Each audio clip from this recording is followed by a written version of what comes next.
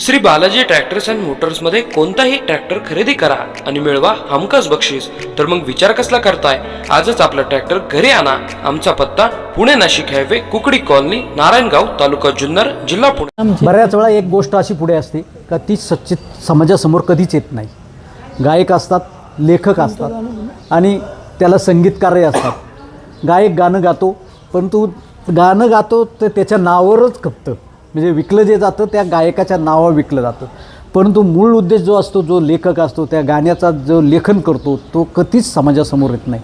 असाच एक लेखक अवलिया, वयोवृद्ध आहेत, अवलिया आहेत आणि ते इथं सावरगावात एका कार्यक्रमाच्या निमित्ताने आपल्याला उपलब्ध झालेत.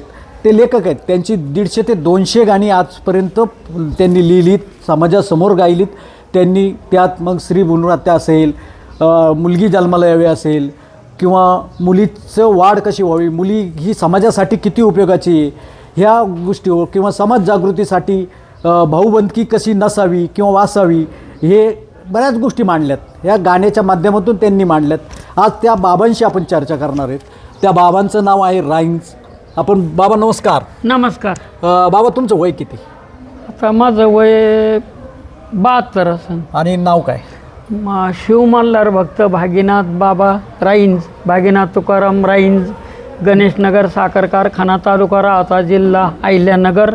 आणि मला ही पदवी गारगोंडीला कोणीतरी दिलेली आहे. शिव मल्हार, जसं तुमच्यामध्ये पंढरीच्या वारकऱ्याला हरिभक्त परायण म्हणतात, तसं आमच्यामध्ये आत्तापर्यंत याचा उल्लेख झाला नव्हता. पण आमचे काही एक ठिकाणी असा पुरस्कार मिळाला का बाबा तुम्ही शिव का शिव मल्हार भक्त भागीनाथ बाबा राईन्स, अशी पदवी मला जवळजवळ मिळाली होती. बाबा हे गाणं लिहिण्याची संकल्पना कशी सुचली तुम्हाला?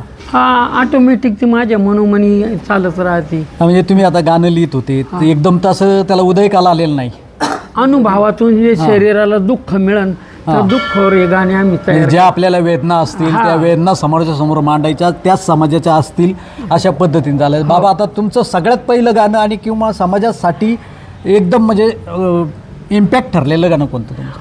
तर ते आमचं गाणं राहाच्या तालुक्यामध्ये खंडोबाची वाकडी, पारंपरिक प्रति जेजुरी अर्धी मानलेली वाकडी. आणि त्या वाकडीवर आम्ही ते पूर्वी ते गाणं लिहून गायलं होतं. हां आणि ते गाणं आजही चालू आहे. कोणतं गाणं आहे प्रेक्षकांना कळेल का? या वाकडी गावाच्या दारी बाई ग, तिथं आले देव मल्हारी बाई ग. या वाकडी गावाच्या द्वारी बाई ग, तिथं आले देव मल्हारी बाई ग. वाकडीच्या दक्षिणेला देव एकांत बैसला, तिथं मंदिर बांधलं भारी बाई ग. पुढं बारव शोभली दारी बाई ग, तिथं आले देव मल्हारी बाई ग. तिथं अजून थाट केला, उंबर पिंपळ लावला, पुढं घोडा शोभतो दारी बाई ग. घोड्याची मान वाकडी झाली, वाकडीहून सैन्य माघारी देवानी पाठवलं. चंदनपूरला देव एकटा झाला, म्हातारा झाला, म्हणून नवरदेवाची प्रथा सुरू झाली. सगळ्या वराडापेक्षा नवरदेवाचा ड्रेस वेगळा असतो, कारण तो खंडोबा बानूला आणायला चंदनपुरी गेला. चंदनपूर म्हणजे मुलीचं गाव, बाप म्हणजे धनवान, ज्याच्या पोटी मुलगी जन्माला आली तो धनवान, म्हणजे आम्ही त्याला धनगर म्हणतो. ज्याच्या पोटी मुलगी त्याच्याच दारामध्ये जावई येतो, ज्याला मुलगी नाही त्याच्या दारात जावई येतो, पण भावाची मुलगी म्हणून त्याला कन्यादान करायचा अधिकार आहे. आणि अशा प्रकारे या वाकडीला सैन्य घोडे माघारी वळून निघून गेले, घोड्याची मान वाकडी झाली, म्हणून गावाचं नाव वाकडी पडलं.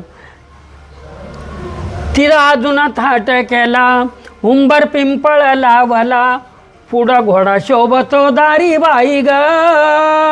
तिथं आले देव मल्हारी बाई ग. या वाकडी गावाच्या दारी बाई ग, तिथं आले देव मल्हारी बाई ग. या देवाच्या जागरणाला भागीनाथ बाबा गाई वारला, विनंती करतो कारभारी बाई ग. तिथं आले देव मल्हारी बाई ग. या वाकडी गावाच्या दारी बाई ग तिथं आले देव मल्हारी बाई ग. बाबा तुमचं 72 साली एक गाणं म्हणजे गाजलेलं होतं. हो ते गाणं कोणतं होतं? ते हेच होतं. योगायोगाने जे काही लेखक असतात त्या लेखकांचं कुठंतरी कधीच पिक्चरमध्ये येत नाहीत, म्हणजे समाजासमोर कधी येत नाहीत. पण योगायोगाने आज एका आवल्यामुळे एक समाजात असलेल्या सगळ्या श्रीमंत व्यक्ती ज्याला ओळखली जाते, श्रीमंत म्हणून म्हणतो, हो हो ते बाळासाहेब शिरतर या व्यक्तीमुळं तुम्हालाही त्या गुणगौरव केला गेला. त्या व्यक्ती आज इथे आणि त्या व्यक्तीमुळं तुमची भेट झाली, त्याबद्दल तुमचे आभार.